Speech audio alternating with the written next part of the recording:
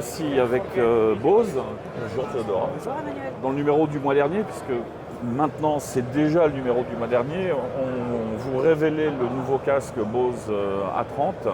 Alors une nouveauté chez Bose, c'est toujours quelque chose d'important, parce que Bose est sans doute la marque qui garde ses produits sur le marché le plus longtemps. Pourquoi ? Parce qu'ils font énormément d'évolutions sur chaque modèle avant d'en changer, et ce qui leur permet une très très bonne tenue dans le temps. Alors on est passé du A20 au A30, Théodora. Qu'est-ce qui change vraiment sur le A30? Ce qui va changer, ça va être tout d'abord la pression et le confort qui est amélioré sur le A30. Moins de pression autour de la tête, ça a été diminué, et un casque plus léger. Techniquement, le centre de gravité du casque se situait en haut de la tête sur le A20. Ça veut dire un petit point de pression après quelques heures de vol. On a changé ce centre de gravité, il a été réduit. Il se situe plus dans cette partie basse. Le look du casque a été totalement révisé. On a maintenant un arceau qui est couvert, donc plus de fils qui sortent, qui sont visibles. On est sur quelque chose complètement fermé. Ici, le petit ressort qui était visible, on l'a couvert également. D'un point de vue esthétique, on a aussi essayé d'améliorer le confort et très léger. Évidemment, on a pesé, donc on est arrivé à une différence de 48 grammes. Et une fois qu'on l'a mis sur la tête, on a compris que c'était très très loin d'être négligeable, mais c'est vrai que le confort du casque est totalement différent. D'un point de vue technologique, maintenant sur le A30, on a quelque chose qui est nouveau, c'est les 3 niveaux d'ANR qu'on avait sur le ProFlight, qui est casque pour les pilotes professionnels, et qu'on retrouve maintenant sur ce casque-là. Notre choix en tant que manufactureur, c'est d'offrir un produit qui va correspondre à différents types de pilotes, autant pilote d'aviation générale que de commercial, avec ses options des 3 niveaux d'ANR qu'un pilote d'hélicoptère. Le niveau d'ANR maximal, il va être très similaire avec le niveau du A20. On n'est pas sur une perte. On renouvelle notre promesse d'offrir un très bon ANR avec ses options de diminuer et l'option Tap Control en simple double pression sur une oreille du côté droit ou du côté gauche qui va nous permettre de descendre et de nous positionner sur le niveau d'ANR le plus bas. Oui, c'est le même système, mais sur chacun de ces casques, l'électronique a été adaptée au type d'avion auquel on va se frotter.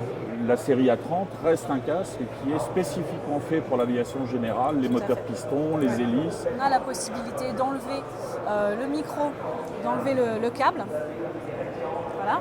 Par simple pression, ensuite, on slide et on enlève. Et ça se remet en slidant. On a amélioré, le câble est plus fin, plus flexible et plus long. Au niveau de la longueur du micro jusqu'au contrôle module. Même si le câble était beaucoup plus fin, beaucoup plus léger aussi, beaucoup plus confortable à installer en vol. On n'a plus l'impression d'avoir le câble qui nous tire une oreille, que vous aviez des fils en surnombre en réserve. Exactement. Il y a plus de conducteurs à l'intérieur du câble. On en avait 9 sur le A20, maintenant on en a 17. La manière dont la technologie ANR fonctionne a été modifiée. On avait sur le A20 un ANR analogue. Maintenant, on est passé sur un analogue digital. Pour vous, en tant qu'utilisateur, c'est un casque qui fonctionne avec une très, très belle performance ANR et un bon confort. Néanmoins, pour nous, c'est-à-dire que dans le futur, on peut vraiment développer plus d'applications et d'écosystèmes technologiques autour du casque. Ce casque-là a la capacité que le casque A20 n'avait pas. Donc c'est pour ça qu'on a plus de conducteurs dans un câble plus fin. Si on ouvrait de ce côté-ci du casque le connecteur, on pourrait se retrouver avec, par exemple, un système communicant avec une montre qui analyse les battements de cœur, le niveau d'oxygène dans le sang et ainsi de suite. Exactement, oui. Ou d'autres systèmes. D'autres fonctionnalités. Voilà. Donc c'est-à-dire que si le client ne veut que le casque, voilà, c'est son choix. Mais dans le futur, on est tout à fait amené à couvrir d'autres besoins, ajouter des gadgets autour qui peuvent se connecter et avec le casque et avec d'autres environnements. Ça nous laisse vraiment de belles opportunités pour le futur.